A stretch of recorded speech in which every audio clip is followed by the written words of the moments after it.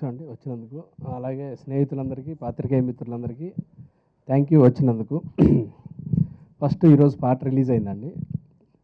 ఈ పాట మ్యూజిక్ చాలా అద్భుతంగా చేసిన మా ఇద్దరు మ్యూజిక్ డైరెక్టర్లు చందు గారు అండ్ బ్రో కార్తిక్ బ్రో గోడ్రిగేష్ రోడ్రిగేష్ కార్తిక్ గారికి, అలాగే ఎండలో కూడా మేము నడుస్తున్నా కానీ ఆయన ఇంకొకసారి ఇంకో యాంగిల్ అని ఎంతో అందంగా చూపించాలన్న తాపత్రయం. నాగేష్ పెళ్లి చూపుల కెమెరామెనే కానీ దానికన్నా ముందు సైన్మా షార్ట్ ఫిల్మ్ చూసిన తర్వాత ఆయన్ని ఫస్ట్ ఈ సినిమాతోనే తన కెరీర్ స్టార్ట్ చేశారు.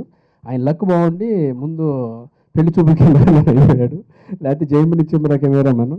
మాకు అది మా లక్ అనమాట. ఎందుకంటే ఒక క్రెడిట్ వచ్చింది మాకు, మా కెమెరామెన్ పెళ్లి చూపులు అనే హిట్ సినిమా చేసిన కెమెరామెన్ అని. చాలా థ్యాంక్స్ సార్.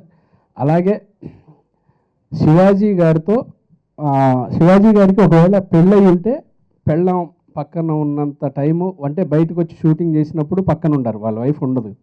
కానీ ఆ టైం కూడా కలుపుకొని ఎడిటర్ వెంకటేష్ గారు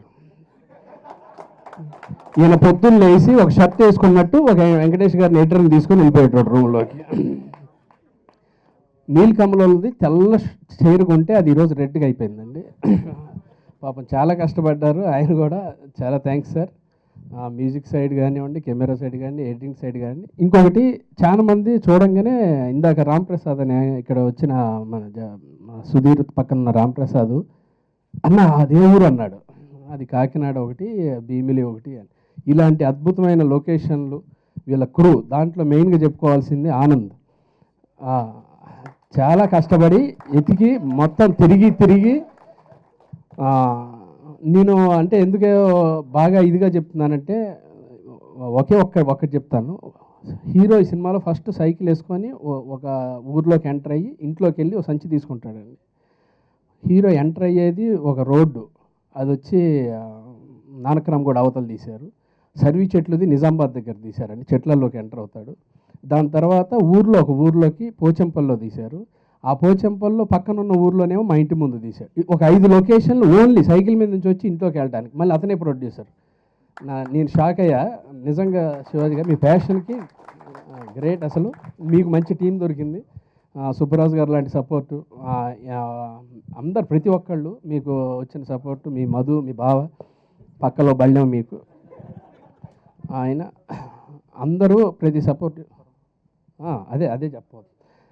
వీళ్ళందరూ ఈ రకంగా హెల్ప్ చేస్తే ఈయన ఏదన్నా ఆలోచిస్తే ఆ సీను ఇది చేసావు కదా, దీనికి ఇది ఉండాలి కదా, దీనికి ఇది ఉండాలి కదా అని ఒక జడల్లినట్టు అల్లి నేను స్క్రిప్ట్ పట్టుకొని నా దగ్గరికి వచ్చిన తర్వాత నేను జనరల్గా అనిల్ రావుపూడి గారికి ఇలాంటి నా ఫ్రెండ్స్ ఉన్నారు, వాళ్ళందరినీ కూర్చోబెట్టుకొని పరశురాం బుజ్జి కావచ్చు వీళ్ళందరితో చేయించుకుంటా ఉన్నాను. ఈ ఒక్క స్క్రిప్ట్ మాత్రం ఇప్పటివరకు ఎవరి దగ్గర చదవగానే ఓకే చేసేద్దామని చెప్పాను.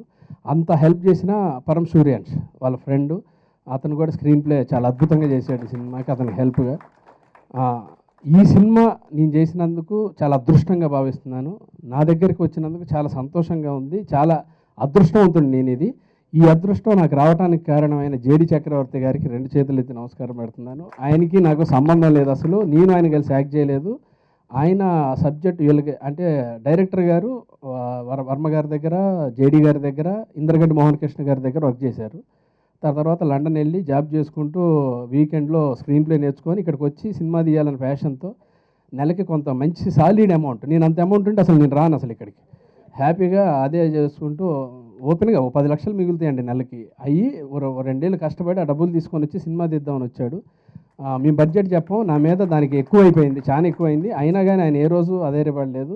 ఆయన అనుకున్నది వచ్చిందా కష్టపడ్డాడు. ఈ ఇంకా ఇట్లా చెప్తా ఉంటే చాలా చెప్పాల్సి వస్తుంది. ఎనీవే మంత్ ఎండ్కి ఆడియో ఫంక్షన్ చేసి November 1st or 2nd week అంటే 10వ తారీఖు కావచ్చు, దాని తర్వాత వారం కావచ్చు, ఈ 2 డేట్లలో కంపల్సరీ ఈ సినిమా రిలీజ్ అవుతుంది.